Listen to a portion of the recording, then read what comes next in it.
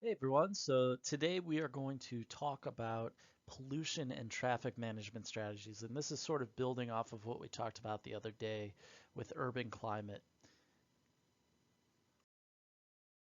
So, in terms of figuring out ways to reduce pollution within cities, really it starts with air pollution, because usually all pollution is tied in some ways to either industry or to cars, at least for most of the pollution that's happening within cities.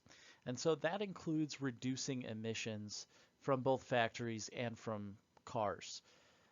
So there are a few ways to really reduce air pollution.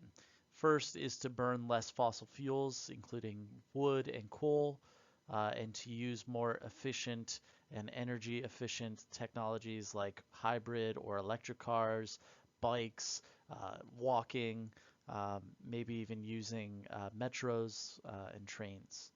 And that leads me into the second point here of using public transport rather than private cars. Being able to take public transportation into the city wherever you need to go in order to do that.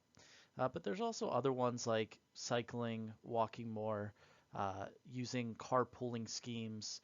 And by schemes, I just mean using apps that allow you to carpool with other people. And then on top of it, using parts in a car called a catalytic converter in order to reduce emissions. As we talked about the other day, lower income countries, a lot of their cars aren't as energy efficient, and so using better or using catalytic converters at all might help reduce some of those emissions. And then also from a policy standpoint, just increasing enforcement of emission standards.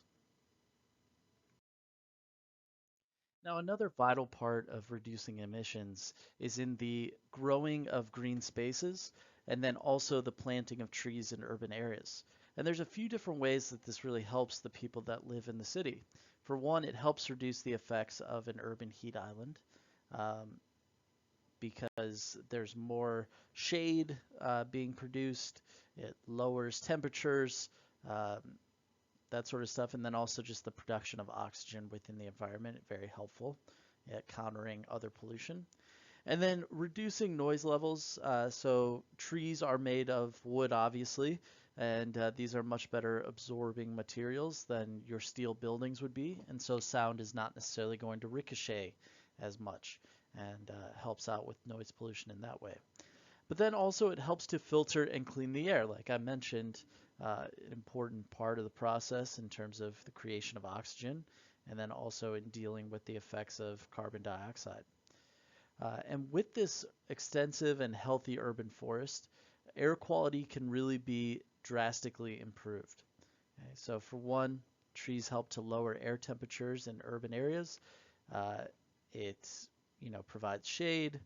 It allows for filtering and cleaning of the air, so it may be a little less humid, possibly. Okay, but also lower temperatures can be helpful in a couple different ways as well.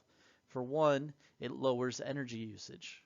Okay, if the temperature is lower, then you can set the air conditioner to lower. And it also helps out with air quality as well. And so, and you've seen DC in the summer, it's extremely humid. If there's a way to make it a little less humid by having trees, then that helps us all out and not feel the effects as much. Now, another thing that can help with these green spaces is also creating living roofs where you are literally making gardens on top of roofs. And that can lead to less, uh, blacktop surfaces on roofs and allow for more heat absorption and less of the effects of um, urban heat islands.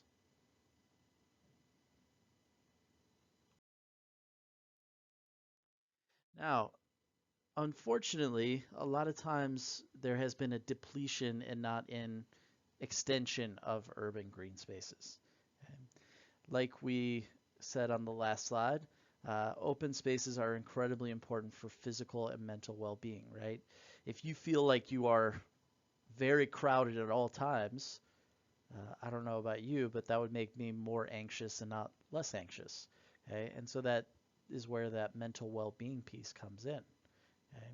However, across the world, the amount of open space in urban areas really varies enormously. So, for instance, London has 50 meters squared for each resident, okay, in terms of the amount of space that they have. And Mumbai has less than 2 meters of open space, right? So about 150 feet or so versus about 6 feet in diameter, okay? Um, and so this lack of open space and this lack of green space that results from it uh, is one of the main reasons that like a city like Mumbai has seen childhood obesity rates sort of skyrocket because children aren't able to go just play at the park down the street. There may not be a park in that neighborhood because of the amount of people that are there. And so green space has become incredibly important in that way. Um, Now, in some cities, if a factory is closed down or some other building is not being used, they've actually created open space. They've created green spaces in order to allow for their populace to enjoy the effects of green spaces. So places like Seoul, South Korea, or London, England, have been able to create some open green spaces there as well.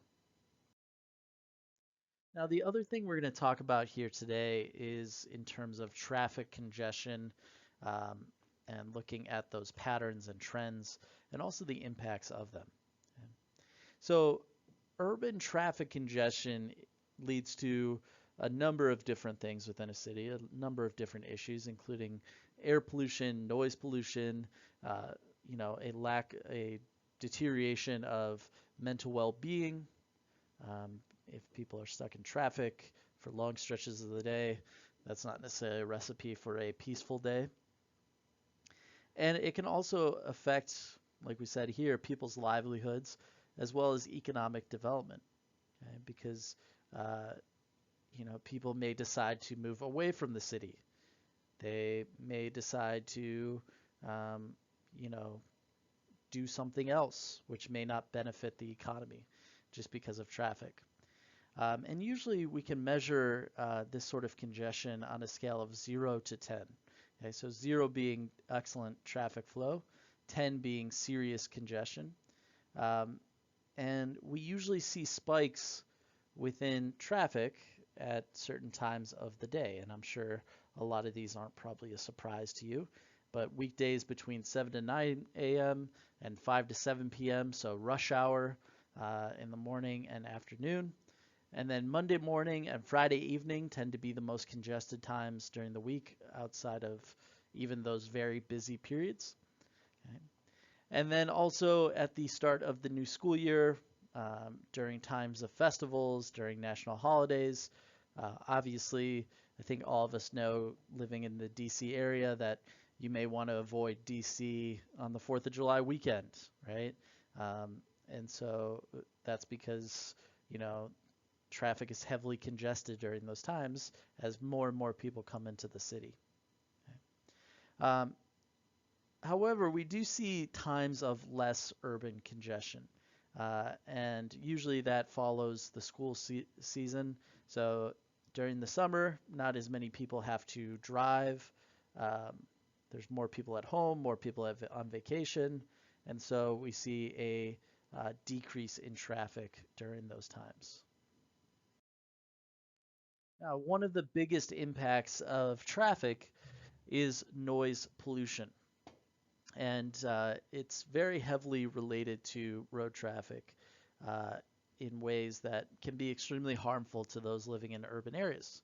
Okay, like I said on the last slide, it may cause people to move or consider moving, and it may also result in things like raised blood pressure, coronary heart disease because of the raised blood pressure, okay, psychological stress, annoyance, sleep disturbance. If you're stuck in traffic for long periods of the day, maybe you decide to eat out more. Right? Maybe you decide to spend longer hours at work, which may not always be for the best for your health. Okay? Um, And, it's not only just sitting in traffic, but also the noise part as well. And during a 24-hour day, the EPA, the Environmental Protection Agency, has established that about 70 decibels, or dB, is a safe average. And Manhattan in New York has a mean average of about 73.4 decibels, okay, with 95 decibels being the highest. So it's like being around a little bit less than a jet plane at certain times of the day. Okay. And traffic is most often the contributing factor to this noise.